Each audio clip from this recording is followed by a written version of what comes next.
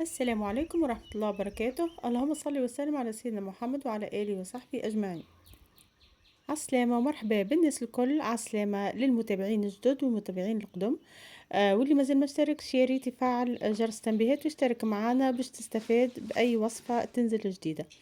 اليوم جبت لكم وصفة شتوية ونباتية واقتصادية، وهذا كله فيها منافع عديدة ولا تحصى، اللي هي شوربة العدس أو مرقة العدس على كل واحد كيفاش يحب يسميها، وأم كحورية اللي هي نوع من السلطات المطبوخة.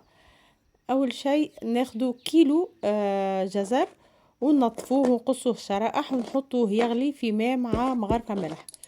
بعدين ناخدو حبة بصل ونقصوها مكعبات ونخليوه على جهة. بالنسبة للعدس خذيت 350 جرام عدس على حسب عدد العائلة، وتنفخوا نص ساعة في الماء العادي. بعدين تصفيه وتخليه على جهة.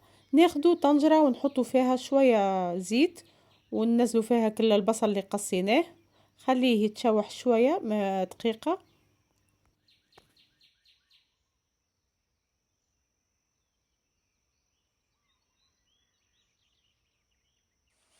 وبعدين على طول ننزلوا العدس اللي عنا ونخلطوه مع البصل، يتقلى شوية هكا في الزيت، ياخد طعم البصل المقلي مع مغرفة ثوم مهروس بما يعادل 3 أو 4 سنون ثوم.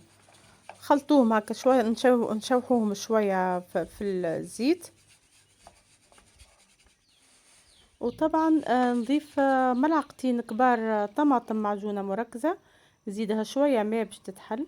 وبالنسبة للتوابل باش نحتاجو الملح والفلفل الأسود والتابل وكروية ومغرفة فلفل أحمر تحبوها حارة ولا حلوة، ومغرفة كركم، ورقتين رند، ورقتين ولا 3 رند. نضيفوا شوية الماء وخليه لها وقت باش تتقلى باش الطماطم ما تكونش قارصة. نضيف لها راس أو راسين ثوم كامل، هذا شيء اختياري مش ضروري.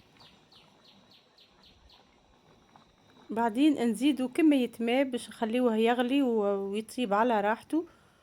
وفي الأثناء نزيد ملعقة هريسة عربي إذا كان متوفرة عندكم.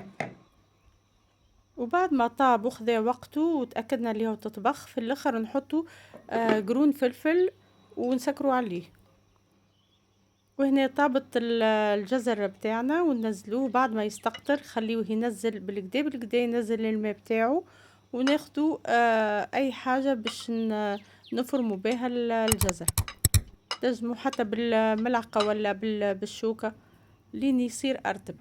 بالنسبة للتوابل بتاعه عندنا الملح، الفلفل الاسود، التابل والثوم والهريسة العربي، هذوما اللازمين، خاصة الهريسة هي اللي باش تبننها. ونعملو رشة زيت زيتونة. بالنسبة لسلطة أم كحورية ممكن تعملوا كمية كبيرة وتتخبى في علبة باللار وتتحط في الثلاجة، وقت اللي تكون حاجتكم بها تطلعوها. ممكن تجي ساندويتشات، ممكن تجي مع أكلة خفيفة يعني سكالوب مشوي مع حوت مشوي، أي حاجة بجنبها ممكن تغني لكم الطبق.